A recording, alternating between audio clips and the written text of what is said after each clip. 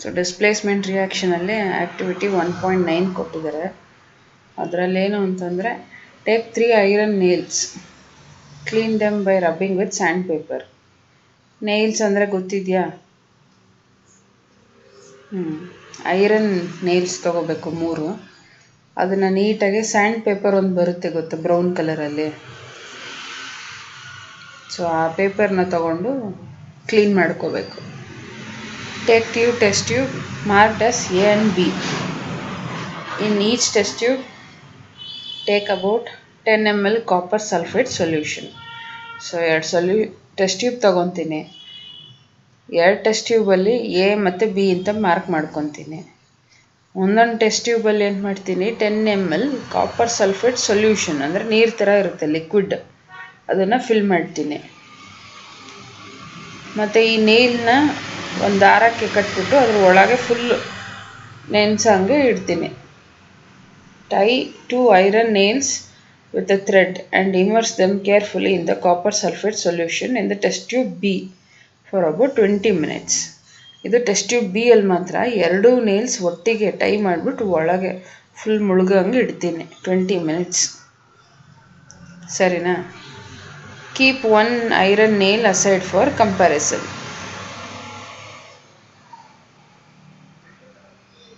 Okay, ಬರೀ ಒಳಗೆ ಒಂದಷ್ಟೇನಾ? ಒಂದು ಒಳಗೆ ಇಡಬೇಕು, ಒಂದು ಹೊರಗೆ ಸುಮ್ಮನೆ ಹಂಗೆ ಇಡಬೇಕು ಕಂಪೇರ್ ಮಾಡೋದಕ್ಕೆ. ಸರಿನಾ? After 20 minutes take out the iron nails from the copper sulphate solution. 20 minutes ಆದಮೇಲೆ ಅದನ್ನು ತೆಗೆದುಬಿಡ್ಬೇಕು, ಒಳಗಿರೋದು ಮುಳುಗಿಸಿರೋದನ್ನ. Compare the intensity of the blue colour of copper sulphate solutions in the test tube. So ಇವಾಗ ಒಂದು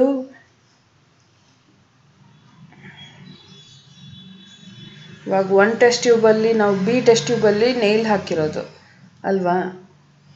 ಎ ಟೆಸ್ಟ್ ಟ್ಯೂಬ್ ಖಾಲಿ ಇದೆ, ಅಂದರೆ ಬರೀ ಸೊಲ್ಯೂಷನ್ ಮಾತ್ರ ಇದೆ ಅಷ್ಟೇ, ಬರೀ ಏನೂ ಇಲ್ಲ.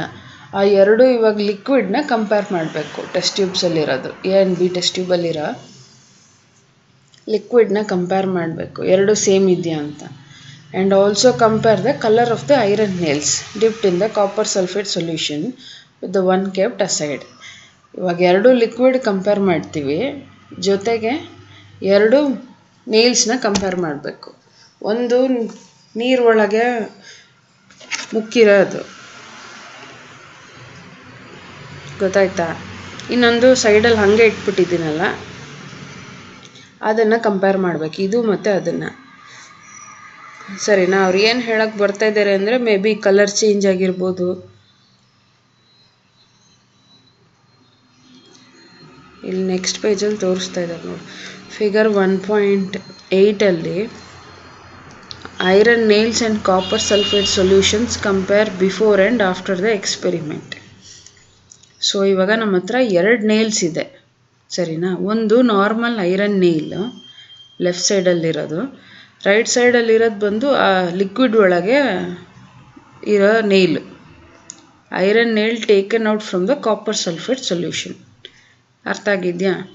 ಒಂದು ನೀರಲ್ಲಿ ಅದ್ದಿರೋದು, ಇನ್ನೊಂದು ಬರೀ ಹಾಗೆ ಇಟ್ಟಿರೋದು.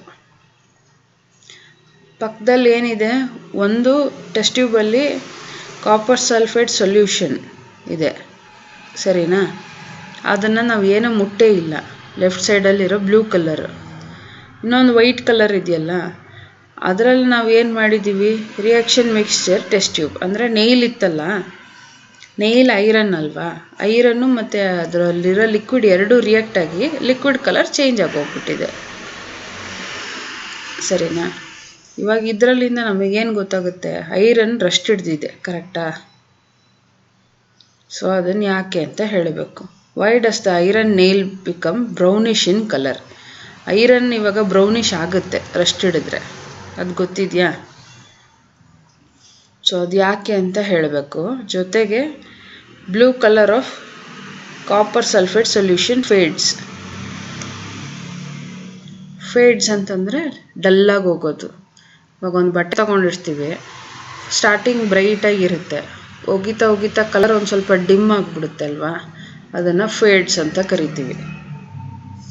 ಇವಾಗ ಟೆಸ್ಟ್ ಟ್ಯೂಬಲ್ಲಿ ಆ್ಯಕ್ಚುಲಿ ನಾವು ಬ್ಲೂ ಕಲರ್ ತೊಗೊಂಡಿರೋದು ಅಲ್ವಾ, ಬಟ್ ರೈಟ್ ಸೈಡಲ್ಲಿರೋದು ವೈಟ್ ಆಗಿಬಿಟ್ಟಿದೆ, ಕರೆಕ್ಟಾ? ಕಲರ್ ಡಲ್ಲಾಗಿ ಹೋಗ್ಬಿಟ್ಟಿದೆ. ಓಕೆನಾ, ಅದು ಒಂದು ಪಾಯಿಂಟು. ಜೊತೆಗೆ ಒಂದು ಮೊಳೆ ತುಕ್ಕಿಡ್ತಿದೆ. ಅದು ಯಾಕೆ, ಹೆಂಗೆ ಅಂತ ನಮಗೆ ಹೇಳಬೇಕು. ಅದು ಹೇಳೋದು ರಿಯಾಕ್ಷನ್ ಏನು ಅಂತಂದರೆ, ಐರನ್, ಕರೆಕ್ಟಾ? ಐರನ್ ನೀಲ್ ತೊಗೊಂಡಿದ್ದೀವಿ, ಐರನ್ನು ಸಾಲಿಡಲ್ಲಿ ಬರ್ಕೊಂಡಿದ್ದೀನಿ ನಾನು, ಪ್ಲಸ್ ಕಾಪರ್ ಸಲ್ಫೇಟ್ SuSO4, ಇದು ಎಕ್ವೇಸ್ ಅಂತ ಬರೆದಿದ್ದಾರೆ. ಎಕ್ವೇಸ್ ಅಂದರೆ ಆಲ್ಮೋಸ್ಟ್ ಲಿಕ್ವಿಡ್ ಥರನೇ, ಆದರೆ ಲಿಕ್ವಿಡ್ ಅಲ್ಲ. ಇದು ಎರಡೂ ರಿಯಾಕ್ಟ್ ಆದಾಗ ನನಗೇನು ಬರುತ್ತೆ, ಐರನ್ ಸಲ್ಫೇಟ್ ಸಿಗುತ್ತೆ. ಸರಿನಾ? ಇದನ್ನು ಏಕ್ವೇಸ್. ಅವರು ಇವಾಗ ಇಷ್ಟೊತ್ತು ನಾವು ಇದನ್ನು ಮಾಡಿರೋದು ರಿಯಾಕ್ಷನ್ ಬರೆದಿದ್ದಾರೆ. ಪ್ಲಸ್ ಕಾಪರ್ ಸಾಲಿಡ್ ಅಂತ ಬರೆದಿದ್ದಾರೆ. ಇದು ರಿಯಾಕ್ಷನ್, ಸರಿನಾ? So in this reaction iron has displaced or removed from another element, copper, from copper sulfate solution. This reaction is known as displacement reaction.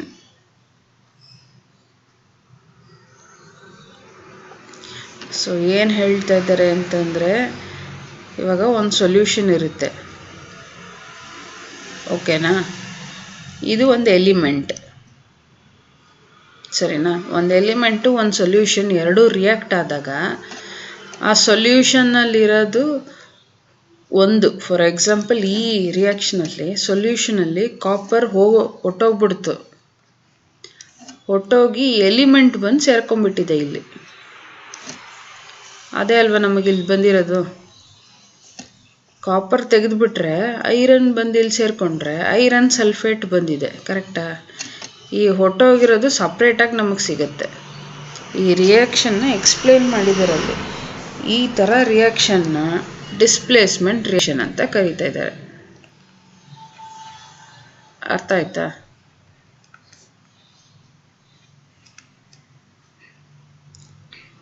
ಯಾವಾಗಲೂ ಹೀಗೆ ಅಲ್ವಾ ಬರೆಯೋದು ನಾವು ರಿಯಾಕ್ಷನ್ಸು. Fe + CuSO4, ಇಲ್ಲಿ ಏನೋ ಒಂದು ಬರೆದಿರ್ತೀವಿ, ಇಲ್ಲಿ ಏನು ಬರ್ತಿದ್ದೀವೋ ಅದೇ ಬರುತ್ತಾ? ಇಲ್ಲಿ ಬರಲ್ಲ. ಫಸ್ಟ್ ಒನ್ ಯಾವಾಗ್ಲೂ ಇದ್ರ ಜೊತೆಗೆ ರಿಯಾಕ್ಟ್ ಆಗಿ ಫಸ್ಟ್ ಒನ್ನು ಮತ್ತು ಸೆಕೆಂಡ್ ಒಂದು ಅರ್ಧ ಅರ್ಧ ಬರುತ್ತೆ ಇಲ್ಲಿ. ಅಂಥದನ್ನ ಡಿಸ್ಪ್ಲೇಸ್ಮೆಂಟ್ ರಿಯಾಕ್ಷನ್ ಅಂತ ಹೇಳಬೇಕು. ಓಕೆನಾ? ಎಕ್ಸಾಂಪಲ್ ಇದೆ. ಅದೇ ಥರ ಇನ್ನು 2 ಎಕ್ಸಾಂಪಲ್ ಕೊಟ್ಟಿದ್ದಾರೆ.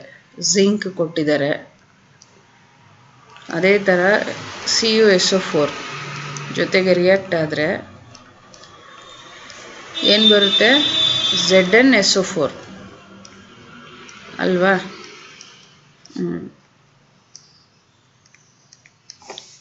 ಅರ್ಥ ಆಗಿದೆಯಾ?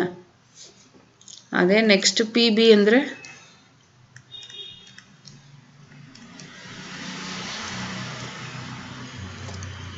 ಪೊಟ್ಯಾಷಿಯಮ್. P ಅಂದರೆ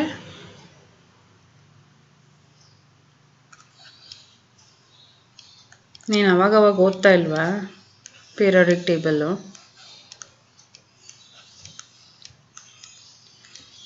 ಯಾಕೆ?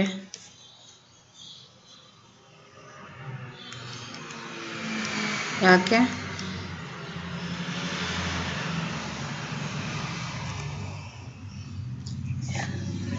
2 ನಿಮಿಷ ಅಷ್ಟೇ ಸಮರ್ಥ ಆಗೋದು ಅದನ್ನು ನೋಡೋದಕ್ಕೆ.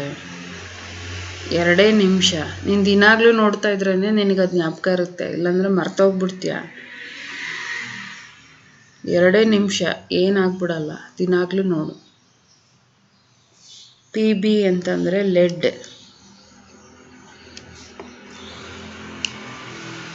ಸರಿನಾ? ಪೊಟ್ಯಾಷಿಯಮ್ ಅಂತಂದರೆ ಕೆ. ನೀನು ಹೇಳೋದು ಕ್ಯಾಪಿಟಲ್ ಕೆ ಅಂದರೆ ಪೊಟ್ಯಾಷಿಯಮ್, ಕ್ಯಾಪಿಟಲ್ P ಅಂದರೆ ಫಾಸ್ಫರಸ್. ಇಲ್ಲಿ Pb ತೊಗೊಂಡಿರೋದು ಲೆಡ್. ಇದು ಬಂದು ಕಾಪರ್ ಕ್ಲೋರೈಡ್. Cu ಅಂದರೆ ಕಾಪರ್, Cl ಅಂದರೆ ಕ್ಲೋರಿನ್. ಸೊ CuCl2 ಅಂದರೆ ಕಾಪರ್ ಕ್ಲೋರೈಡ್. ಇದು ಸೇರಿಸಿದಾಗ Cu ಹೋಗ್ಬಿಡುತ್ತೆ, PbCl2 ಮತ್ತು Cu ಸಪ್ರೇಟಾಗಿ ಬರುತ್ತೆ. ಇದು ಡಿಸ್ಪ್ಲೇಸ್ಮೆಂಟ್ ರಿಯಾಕ್ಷನ್. ಅರ್ಥ ಆಯ್ತಾ? ಇವಾಗ ಫಾರ್ ಎಕ್ಸಾಂಪಲ್ ಇದು ಹೆಂಗೆ ಅಂತಂದರೆ, ಇದು ನೀನು ಐರನ್ನ, ಸರಿನಾ? ನೀನು ನಿಮ್ಮ ಕ್ಲಾಸಲ್ಲಿ ಒಳಗೆ ಎಂಟರ್ ಆಗ್ತೀಯ. ಎಂಟರ್ ಆಗಬೇಕಾದ್ರೆ ನಿನ್ನ ಫ್ರೆಂಡ್ಸ್ ಇಬ್ಬರು ಇರ್ತಾರೆ, ಸರಿನಾ? ನೀನು ಹೋಗಿದ ತಕ್ಷಣ ಏನಾಗುತ್ತೆ, ಸ್ವಲ್ಪ ಹೊತ್ತಲ್ಲಿ 1 2 3, ಸರಿನಾ? 1 ಅನ್ನೋದು ನೀನು, ನಿನ್ನ ಫ್ರೆಂಡ್ಸು 2 and 3, ಅವರಿಬ್ಬರು ಒಟ್ಟಿಗೆ ಕೂತಿರ್ತಾರೆ. ನೀನು ಹೋಗಿದ ತಕ್ಷಣ ಏನಾಗ್ಬಿಡುತ್ತೆ, ನೀನು ಮತ್ತು 3ನೇ ಫ್ರೆಂಡ್ ಒಟ್ಟಿಗೆ ಕೂತ್ಕೊತೀರ, 2ನೇ ಫ್ರೆಂಡು ಸಪ್ರೇಟಾಗಿ ಹೋಗಿ ಕೂತ್ಕೊಂಡ್ಬಿಡ್ತಾರೆ. ಈ ಥರ ರಿಯಾಕ್ಷನಲ್ಲಿ ಆದರೆ ಅದನ್ನು ಡಿಸ್ಪ್ಲೇಸ್ಮೆಂಟ್ ರಿಯಾಕ್ಷನ್ ಅಂತ ಕರಿತೀವಿ. ಅರ್ಥ ಆಗಿದೆಯಾ ನಾನು ಹೇಳಿದ್ದು? ಇದು ಅರ್ಥ ಆಯ್ತಾ, ಅರ್ಥ ಆಗಿಲ್ವ ನಾನು ಹೇಳಿದ್ದು?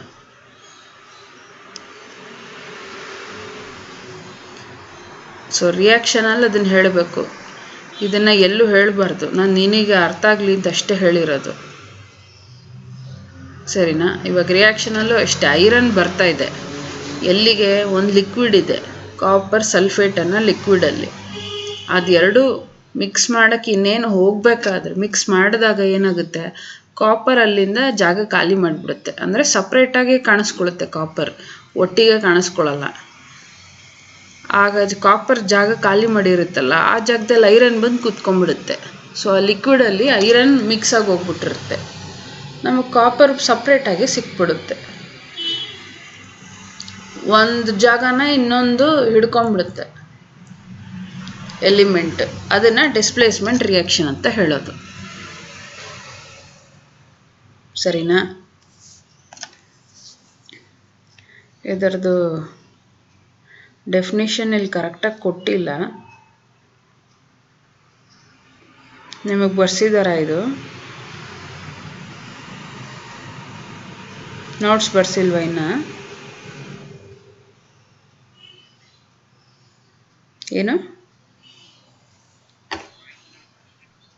ಡಿಸ್ಪ್ಲೇಸ್ಮೆಂಟ್ ರಿಯಾಕ್ಷನ್ ಅಂದರೆ ಏನಂತ ಕೊಟ್ಟಿದ್ದಾರೆ?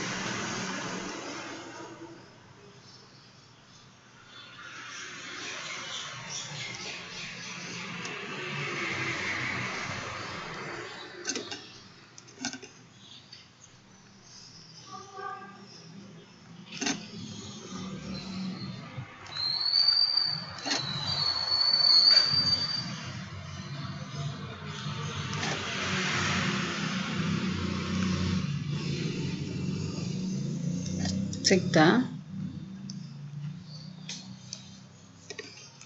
ಸರಿ, ಇಲ್ಲಿ ಬರೀತಾ ಇದ್ದೀನಿ, ಇದನ್ನು ಬರ್ಕೊ.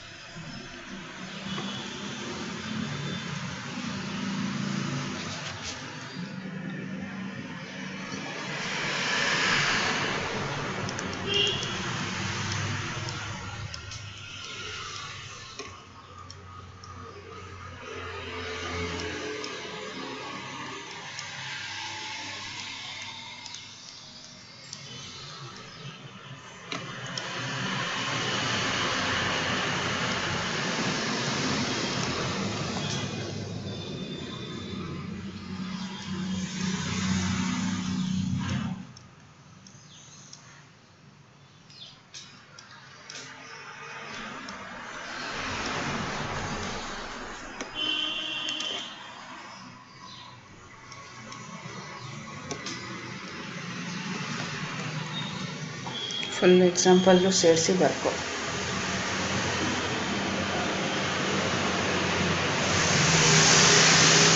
ಆಯ್ತಾ ಬರ್ಬೋದು.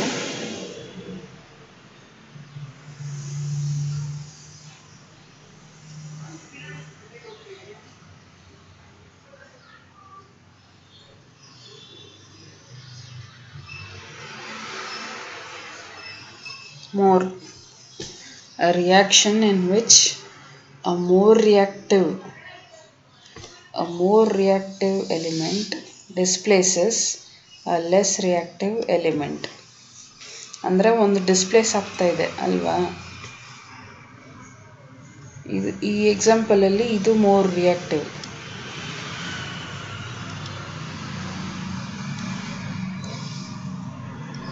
ರಿಯಾಕ್ಟಿವ್ ಎಲಿಮೆಂಟ್ ಇಲ್ಲಿ ಡಿಸ್ಪ್ಲೇಸ್ ಆಗ್ತಾ ಇದೆ. ಇಲ್ಲಿಂದ ಇದು ಜಾಗ ಖಾಲಿ ಮಾಡಿಸಿ ಇದು ಕುತ್ಕೋತಾ ಇದೆ. ಅದನ್ನು ನಾವು ಹಿಂಗೆ ಹೇಳಬೇಕು, more reactive element displaces a less reactive element from its compound. ಸರಿನಾ?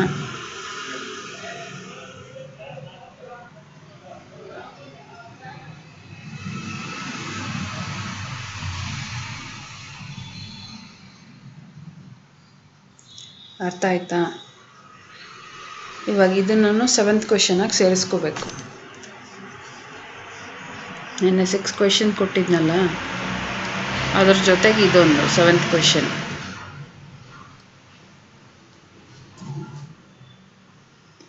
ಅರ್ಥ ಆಗಿದೆಯಾ?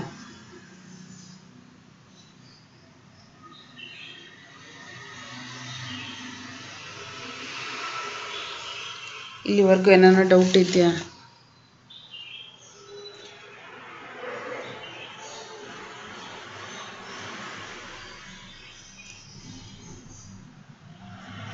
ಆಯಿತಾ?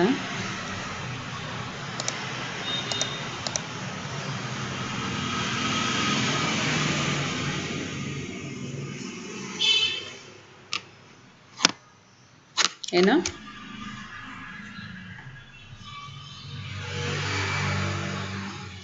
ಕೇಳಿಸ್ತಾ ಇಲ್ಲ.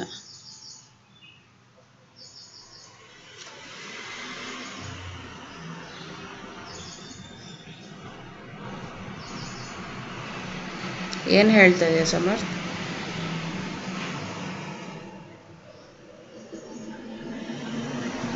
ಆಯ್ತಾ ಬರ್ತಿದ್ದು?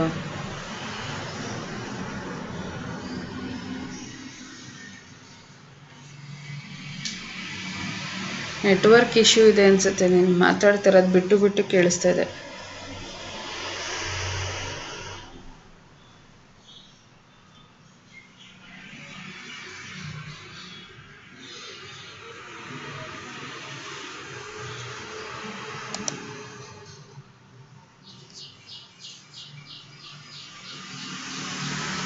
ಇವಾಗ ಕೇಳಿಸ್ತಾ ಇದೆಯಾ?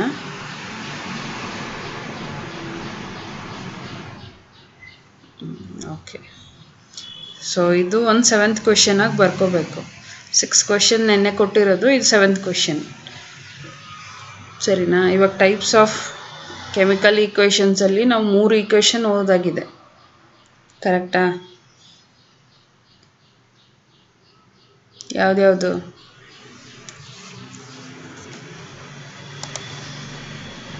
ಕೆಮಿಕಲ್ ರಿಯಾಕ್ಷನ್ ಬಗ್ಗೆನೇ ಕೇಳ್ತಿರೋದು. ಮತ್ತೆ ಕೆಮಿಕಲ್ ರಿಯಾಕ್ಷನ್ ಅಂದರೆ ಇದು ಕಾಪಿ ಮಾಡಾಯ್ತಾ ಫುಲ್ಲು?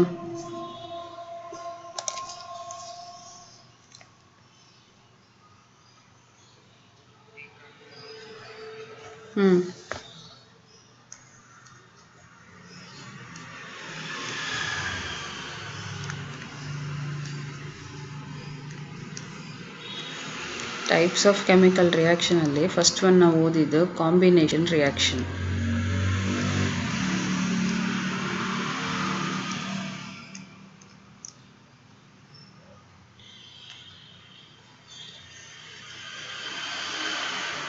ಸೆಕೆಂಡ್ ಒನ್ ಏನು? Decomposition reaction. ಇವಾಗ ಥರ್ಡ್ ಒನ್ ಓದಿದ್ದು ಅದು ಇದರಲ್ಲೇ ಬರೋದು, ಅದು ಟೈಪ್ ಅಲ್ಲ, ಸೊ ಅದು ಲೆಕ್ಕಕ್ಕೆ ಬರಲ್ಲ. ಇವಾಗ ಥರ್ಡ್ ಒನ್ ಇವತ್ತು ಓದಿರೋದು ಡಿಸ್ಪ್ಲೇಸ್ಮೆಂಟ್ ರಿಯಾಕ್ಷನ್. ಇವಾಗ ನಾವು 4th ಓದಬೇಕಾಗಿರೋದು ಡಬಲ್ ಡಿಸ್ಪ್ಲೇಸ್ಮೆಂಟ್ ರಿಯಾಕ್ಷನ್. ಇದರಲ್ಲಿ ಬರೀ ಏನಾಗಿತ್ತು, ಐರನ್ ಮತ್ತು ಕಾಪರ್ ಮಾತ್ರ ಜಾಗ ಚೇಂಜ್ ಮಾಡ್ಕೊಂಡಿತ್ತು, ಕರೆಕ್ಟಾ? ಇಲ್ಲಿ ನಮಗೇನು ಸಿಕ್ಕಿದ್ದು, ಐರನ್ ಸಲ್ಫೇಟ್ ಪ್ಲಸ್ ಕಾಪರ್. ಇದರಲ್ಲಿ ಫಾರ್ ಎಕ್ಸಾಂಪಲ್ ಇದನ್ನು ನಾವು 1 ಅಂತ ಅಂದ್ಕೊಂಡ್ರೆ, ಇದು 2, ಇದು 3 ಅಂತ ಅಂದ್ಕೊಂಡ್ರೆ, ಇದು 1 3 2. ನಾನು ಹೇಳಿದೆ ಅಲ್ವಾ, ನೀನು ಕ್ಲಾಸ್ ಒಳಗೆ ಎಂಟ್ರ್ ಆಗ್ತೀಯ, ನಿನ್ನ ಫ್ರೆಂಡ್ಸ್ ಇಬ್ಬರು ಕೂತಿರ್ತಾರೆ, ನೀನು ಹೋಗಿದ ತಕ್ಷಣ ಒಬ್ಬ ನಿಂಗೋಸ್ಕರ ಬಿಟ್ಟು ಕೊಟ್ಬಿಡ್ತಾನೆ, ನೀನೇನು ಹೇಳೇ ಇರೋದಿಲ್ಲ. ಹೋಗಿದ ತಕ್ಷಣ ಅವನು ಎದ್ದೋಗ್ಬಿಡ್ತಾನೆ, ನೀನು ಅವನ ಪಕ್ಕ ಕೂತ್ಕೊತೀಯ, ಅವ್ನು ಸಪ್ರೇಟಾಗಿ ಕೂತ್ಕೊತಾನೆ. ಇದು ಡಿಸ್ಪ್ಲೇಸ್ಮೆಂಟ್ ಅಂದರೆ ಒಂದು ಇನ್ನೊಂದ್ರ ಜಾಗ ತೊಗೊಂಬಿಟ್ಟಿದೆ, ಬರೀ ಒಂದೇ ಒಂದು. ಇದು ಡಿಸ್ಪ್ಲೇಸ್ಮೆಂಟ್ ರಿಯಾಕ್ಷನ್, ಸರಿನಾ? ಇವಾಗ ನಾವು ನೆಕ್ಸ್ಟ್ ಏನು ಹೇಳಬೇಕು, double displacement next type. Double displacement ಅಂದರೆ ಹೆಸರಲ್ಲೇ ಇದೆ ಡಬಲ್ ಅಂತ. ಇವಾಗ ಈ ಎಕ್ಸಾಂಪಲಲ್ಲಿ ಇದ್ದಿದ್ದು ನಾವು ಒಂದೇ ಎಲಿಮೆಂಟ್ ಹಂಗೆ ಮಾಡಿದ್ದು. ಈ ರಿಯಾಕ್ಷನಲ್ಲಿ ನಾವು 2 ಎಲಿಮೆಂಟ್ನ ಜಾಗ ಖಾಲಿ ಮಾಡಿಸ್ಬೇಕು. ಖಾಲಿ ಆಗುತ್ತೆ, ನಾವು ಮಾಡಿಸೋದಲ್ಲ, ಅದೇ ಆಗುತ್ತೆ, ಸರಿನಾ? ಇದು ಟೋಟಲ್ 4 ಟೈಪ್ಸ್ ಇದೆ. 4 ಟೈಪ್ಸಲ್ಲಿ ಲಾಸ್ಟ್ ಒನ್ ನಾವು ನೋಡಬೇಕಾಗಿರೋದು ಇವಾಗ. ಸೊ ಡಬಲ್ ಡಿಸ್ಪ್ಲೇಸ್ಮೆಂಟ್ ರಿಯಾಕ್ಷನಲ್ಲಿ ಆ್ಯಕ್ಟಿವಿಟಿ 10 ಕೊಟ್ಟಿದ್ದಾರೆ. ಅದಕ್ಕಿಂತ ಮೇಲೆ 2 ಲೈನ್ ಇತ್ತು, ನಾನು ಓದಲೇ ಇಲ್ಲ. Zinc and lead are more reactive elements than copper. ಅರ್ಥ ಆಯ್ತಾ? ಅದಕ್ಕೆ they displace copper from its compounds. ಇವಾಗ ನಾನು ಡಿಸ್ಪ್ಲೇಸ್ಮೆಂಟ್ ರಿಯಾಕ್ಷನಲ್ಲಿ ಹೈಲಿ ರಿಯಾಕ್ಟಿವ್, ಲೆಸ್ ರಿಯಾಕ್ಟಿವ್ ಅಂತ ಬರ್ಸಿದ್ದೆ, ಕರೆಕ್ಟಾ? ಅವರು ಅದನ್ನೇ ತಾನೇ ಹೇಳ್ತಾ ಇದ್ದಾರೆ ಇಲ್ಲಿ. ಜಿಂಕ್, ಲೆಡ್, ಐರನ್ ಎಲ್ಲನೂ highly reactive elements than copper. ಅದಕ್ಕೇ ಕಾಪರ್ ಜಾಗ ಖಾಲಿ ಮಾಡಿದ್ದು. ಅರ್ಥ ಆಯ್ತಾ? ಡೆಫಿನೇಷನ್ ಅದನ್ನು ಅದೇ ಡೆಫಿನೇಷನ್ ಬರೀಬೇಕು, ಟೆಸ್ಟ್ ಎಕ್ಸಾಮಲ್ಲಿ ಕೇಳಿದ್ರು. ಸೊ ಈಗ ಡಬಲ್ ಡಿಸ್ಪ್ಲೇಸ್ಮೆಂಟಲ್ಲಿ activity 1.10, take about 3 ml of sodium sulphate solution in a test tube. ಒಂದು ಟೆಸ್ಟ್ ಟ್ಯೂಬಲ್ಲಿ 3 ml ಒಂದು ಸೊಲ್ಯೂಷನ್ ತೊಗೊತೀನಿ, ಲಿಕ್ವಿಡ್ ಫಾರ್ಮಲ್ಲಿರೋದು. In another test tube take about 3 ml of barium chloride solution. ಇನ್ನೊಂದು ಟೆಸ್ಟ್ ಟ್ಯೂಬಲ್ಲಿ ಇನ್ನೊಂದು ಸೊಲ್ಯೂಷನ್ ತೊಗೊತೀನಿ, ಕ್ವಾಂಟಿಟಿ ಸೇಮ್ ಎರಡೂ, 3 ml 3 ml. Mix the 2 solutions. What do you observe? 2 solution mix ಮಾಡ್ತೀನಿ. 2 ಸೊಲ್ಯೂಷನ್ ಮಿಕ್ಸ್ ಮಾಡಾದ್ಮೇಲೆ ನನಗೇನು ಅಲ್ಲಿ ಗೊತ್ತಾಗುತ್ತೆ, ಏನು ಕಾಣಿಸುತ್ತೆ ಅಂತ ಕೇಳ್ತಾ ಇದ್ದಾರೆ, ಸರಿನಾ? ಸೊ ಅಲ್ಲಿ ಏನಾಗುತ್ತೆ ಅಂತಂದರೆ, you will observe that white substance which is insoluble in water is formed. ಸರಿನಾ? ಓದು ಅದನ್ನು ಹಾಗೆ. ಹೌದು ಹೌದು,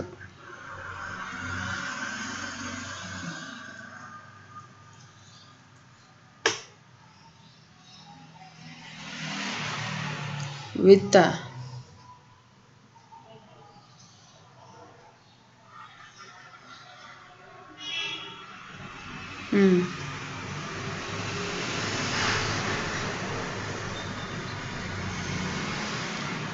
ಇನ್ಸಾಲ್ಯುಬಲ್ ಇನ್ ವಾಟರ್. ಇವಾಗ ನಮಗೆ ವೈಟ್ ಸಬ್ಸ್ಟೆನ್ಸ್ ಕಾಣಿಸ್ಕೊಳುತ್ತಂತೆ. ಇನ್ಸಾಲ್ಯುಬಲ್ ಅಂತಂದರೆ ಇವಾಗ ಉಪ್ಪು ಮತ್ತು ನೀರಲ್ಲಿ ಉಪ್ಪು ಹಾಕ್ಬಿಟ್ರೆ ನಿನಗೆ ಹೆಂಗಿರುತ್ತೆ? ಉಪ್ಪು ಹಂಗಂಗೆ ಕಾಣಿಸುತ್ತಾ? ಕರ್ಗೋಗುತ್ತೆ ಅಂತಂದರೆ ಅದು ಸಾಲ್ಯುಬಲ್, ಕರ್ಗೋಗಿಲ್ಲ ಅಂತಂದರೆ ಅದು ಇನ್ಸಾಲ್ಯುಬಲ್. ಅರ್ಥ ಆಯ್ತಾ? ಇನ್ಸಾಲ್ಯುಬಲ್ ಇನ್ ವಾಟರ್ ಅಂದರೆ ವೈಟ್ ಕಲರ್ ಹಂಗಂಗೆ ಏನೋ ಕಾಣಿಸ್ಕೊತಾ ಇದೆ ಒಂದರಲ್ಲಿ. This insoluble substance formed is known as precipitate. ಸರಿನಾ? ಅದು ಇನ್ನೂ ಕರ್ಗೋಗಿರೋದಿಲ್ವಲ್ಲ ವೈಟ್ ಕಲರು, ಅದನ್ನು ಪ್ರೆಸಿಪಿಟೇಟ್ ಅಂತ ಕರಿತೀವಿ. Any reaction that produces a precipitate can be called as precipitate reaction. ಇವಾಗ ಪ್ರೆಸಿಪಿಟೇಟ್ ಅಂತಂದರೆ ಏನೋ ಒಂದು ವೈಟ್ ಕಲರ್ ಸಬ್ಸ್ಟೆನ್ಸು, ಅದು ನೀರಲ್ಲಿ ಮುಳುಗೋಗಲ್ಲ, ಅರ್ಥ ಆಯ್ತಾ?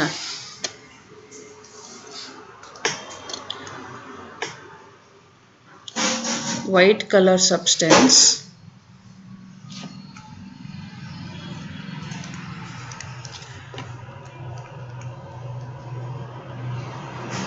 insoluble in water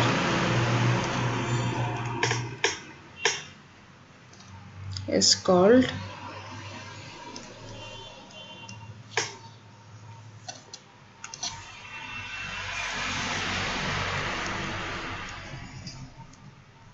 precipitate.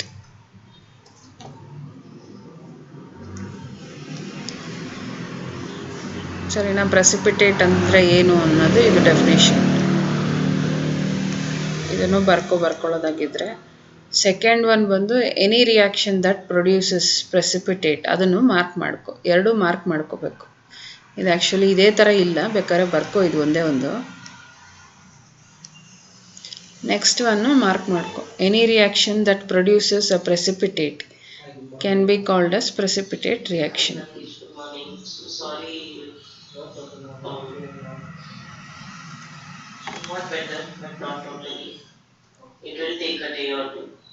ಗೊತ್ತಾಯ್ತಾ?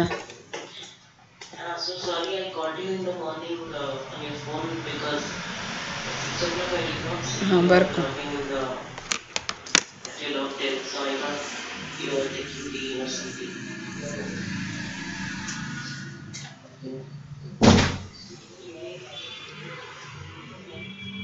White color substance which is insoluble. ನೀನು ಬರೀ ವೈಟ್ ಅಂತ ಬರೆಯಬಾರ್ದು, ಆ ವೈಟ್ ಕಲರ್ ಸಬ್ಸ್ಟೆನ್ಸ್ ಅಂತಲೇ ಬರೆಯಬೇಕು. ಸರಿನಾ? ಆ white colour substance which is insoluble in water. ಅಂದರೆ ಫಾರ್ ಎಕ್ಸಾಂಪಲ್ ಇವಾಗ ವೈಟ್ ಕಲರ್ ಅಂದರೆ ಕಲ್ಲುಪ್ಪು ತೊಗೋಬೋದು, ಅದು ವೈಟ್ ಕಲರ್ ತಾನೆ. ಇವಾಗ ಕಲ್ಲುಪ್ಪನ್ನ ನೀರಿಗೆ ಹಾಕಿದ್ರೆ ಕರ್ಗೋಗುತ್ತಾ? ಕರ್ಗೋಗಲ್ವಾ?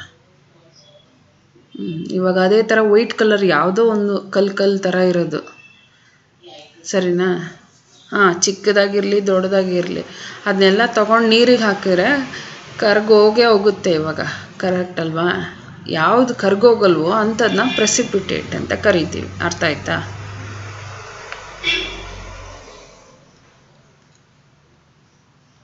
ಬರ್ಕೊಂಡಿದ್ದಾಯ್ತಾ? ಸೊ ಇದು ಒಂದು ಮಾರ್ಕ್ ಮಾಡ್ಕೊಂಡು ಬರ್ಕೊ. ನೆಕ್ಸ್ಟನ್ನು ಮಾರ್ಕ್ ಮಾಡ್ಕೊ. ಎನಿ ರಿಯಾಕ್ಷನ್, ಇವಾಗ ಏನು ಕೊಟ್ಟಿದ್ದಾರೆ ನೆಕ್ಸ್ಟ್ ಪಾಯಿಂಟಲ್ಲಿ, ಯಾವುದೇ ಒಂದು ರಿಯಾಕ್ಷನಲ್ಲಿ ಈ ಥರ ಪ್ರೆಸಿಪಿಟೇಟ್ ಬಂದ್ಬಿಡ್ತು ನಮಗೆ, ಆ ರಿಯಾಕ್ಷನ್ನ ಪ್ರೆಸಿಪಿಟೇಷನ್ ರಿಯಾಕ್ಷನ್ ಅಂತ ಕರಿತೀವಿ. ಅರ್ಥ ಆಯ್ತಾ? ಇವಾಗ ನಾವು ಆ್ಯಕ್ಟಿವಿಟಿ 1.0 ನಾವು ಮಾಡಿದ್ದೀವಲ್ಲ, ಆ ರಿಯಾಕ್ಷನಲ್ಲೂ ನಮಗೆ ಪ್ರೆಸಿಪಿಟೇಟ್ ಸಿಕ್ಕಿದೆ. ಸರಿನಾ? ವೈಟ್ ಕಲರ್ ಬಂದು ಒಂದು ಸ್ವಲ್ಪ ಹಂಗಂಗೆ ಬಂದಿದೆ ನಮಗೆ, ಅದು ಇನ್ಸಾಲ್ಯುಬಲ್ ಇನ್ ವಾಟರ್. ಸೊ ಆ ರಿಯಾಕ್ಷನಲ್ಲಿ ನಮಗೆ ಪ್ರೆಸಿಪಿಟೇಟ್ ಸಿಕ್ಕಿರೋದ್ರಿಂದ ಪ್ರೆಸಿಪಿಟೇಷನ್ ರಿಯಾಕ್ಷನ್ ಅಂತಲೇ ಕರಿತೀವಿ. ಅರ್ಥ ಆಗಿದೆಯಾ? So what causes this? So precipitate ಅನ್ನೋದು ಹೆಂಗೆ ಬಂತು ನೆಕ್ಸ್ಟ್ ಪೇಜಲ್ಲಿದೆ. The white precipitate of barium sulphate is formed by the reaction of sulfate and barium ions.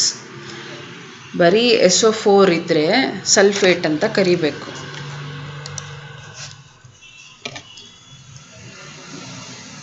ಇದು ಸಲ್ಫೇಟ್,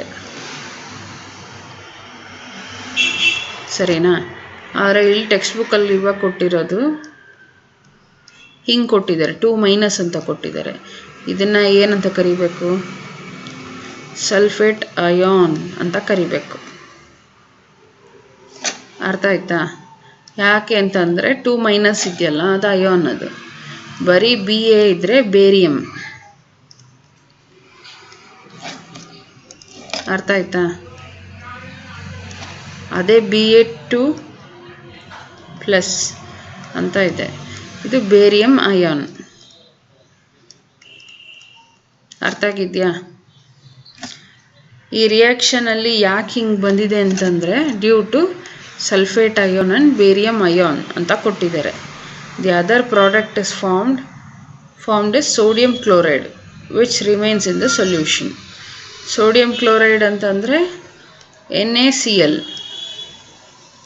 ಇನ್ನೊಂದು ಬಂದು ಇದೇ ಪ್ರಾಡಕ್ಟ್ ಅಂತೆ ಇನ್ನೊಂದು ರಿಯಾಕ್ಷನಲ್ಲಿ. Such reactions in which there is an exchange of ions between the reactants are called as double displacement reaction. ಗೊತ್ತಾಯ್ತಾ ಇವಾಗ? So double displacement reaction definition ಏನು ಹೇಳ್ತಾ ಇದ್ದಾರೆ? ಸ್ಟಾರ್ಟಿಂಗ್ ಯಾವಾಗಲೂ ರಿಯಾಕ್ಷನ್ ಇನ್ ವಿಚ್, ಸರಿನಾ?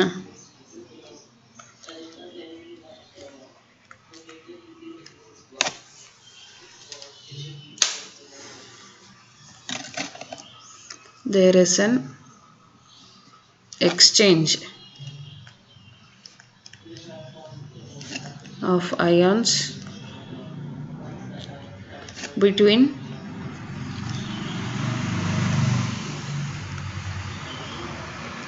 reactants. ಇದನ್ನು ಬರ್ಕೊಂತ ಇದೆಯಾ ಹಂಗೆ?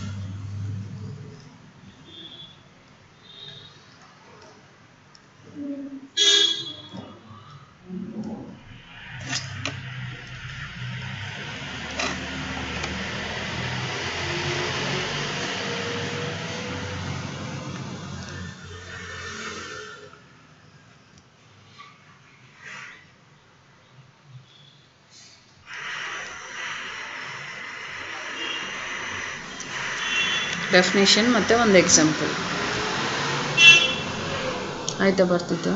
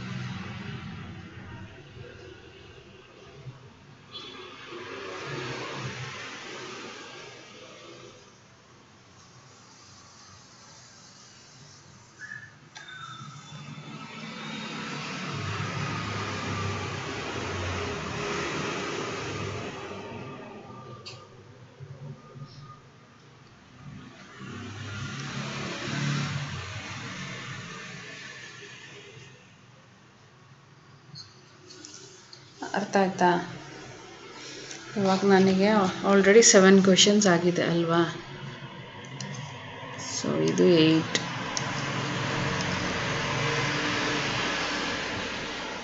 ಯಾವುದು ಇದಕ್ಕೆ? ಡಬಲ್ ಡಿಸ್ಪ್ಲೇಸ್ಮೆಂಟಾ ಡಿಸ್ಪ್ಲೇಸ್ಮೆಂಟಾ? What do you mean by displacement reaction? ಇದು 8, 9 ಇನ್ನೊಂದಿದೆ, ಇದು 10. 9th ಒನ್ ಏನು ಅಂತಂದರೆ ಕೆಳಗೆ ನೀನು ಮಾರ್ಕ್ ಮಾಡ್ಕೊಂಡಿತ್ತಲ್ಲ, any reaction that produces a precipitate can be called as precipitation reaction. ಕೆಳಗೆ 11th ಪೇಜಲ್ಲಿ ಲಾಸ್ಟ್ 2 ಲೈನ್ಸ್ ಇದೆಯಲ್ಲ, ಅದು ಆನ್ಸರ್. ಇದು ಕಾಪಿ ಮಾಡಾಯ್ತಾ? ಸೊ 7th ಕ್ವೆಶನ್ ಏನು ಅಂತಂದರೆ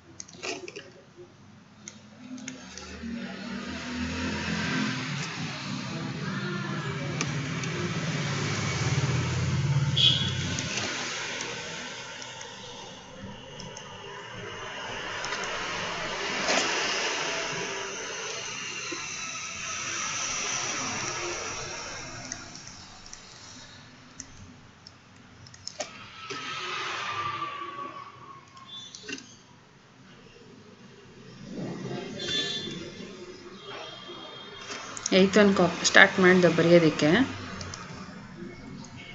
share what you mean by ಬೇಡ.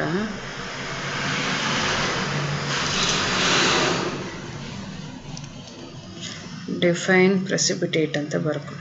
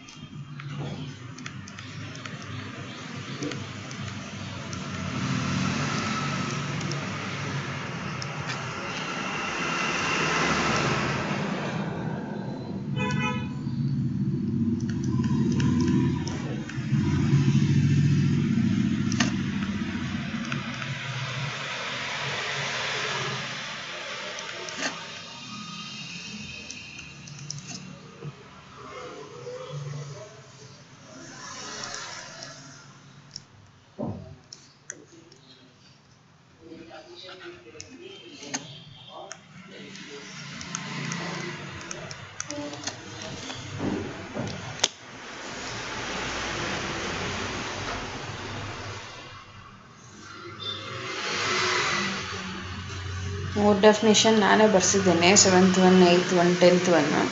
9th one ಟೆಕ್ಸ್ಟ್ ಬುಕ್ಕಲ್ಲೇ ಇದೆ.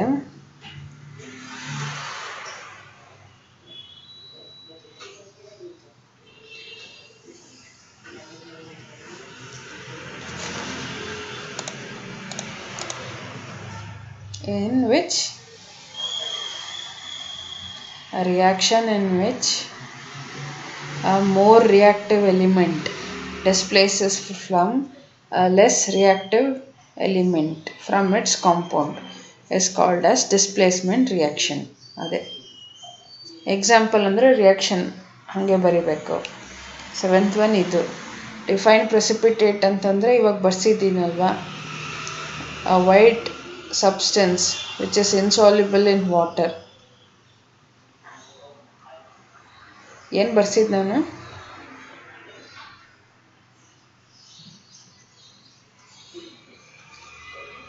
white color substance.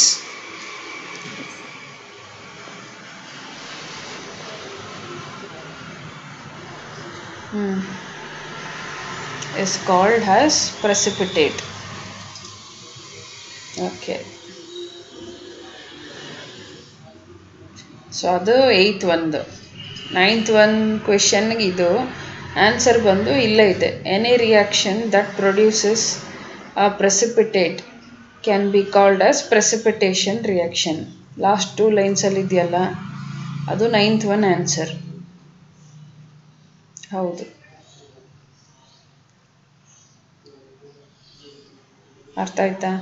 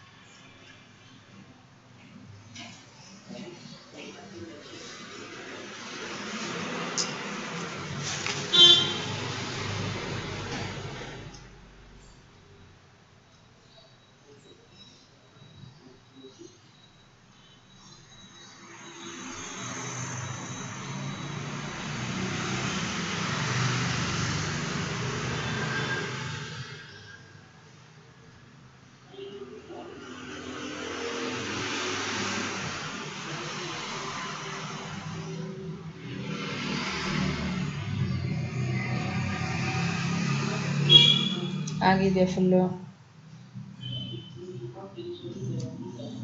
So 10th ಒಂದು ನಾನು ಇವಾಗ ಬರ್ತಿದ್ದೆ ಅಲ್ವಾ, ಸೊ ಅದನ್ನು ಬರಿಬೇಕು. ಡಬಲ್ ಡಿಸ್ಪ್ಲೇಸ್ಮೆಂಟಿಗೆ ಅದನ್ನು ಬರೀತೀಯ.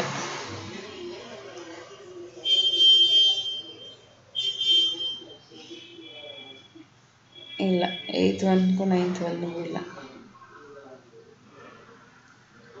10th ಒನ್ ಆನ್ಸರ್ ಏನು ಹೇಳು?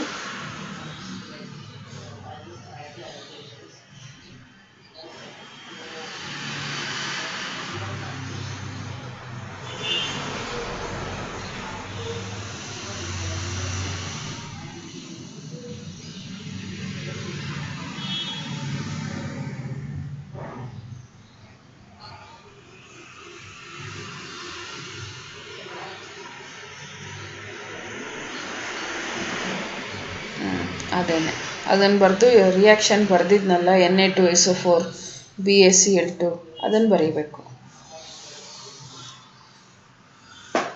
ಇಲ್ಲಿವರೆಗೂ ಅರ್ಥ ಆಗಿದೆಯಾ? ಏನಾನ ಡೌಟ್ ಇದೆಯಾ? ಎಲ್ಲಿಗೆ ನಿಲ್ಲಿಸ್ತಿದ್ದೆ.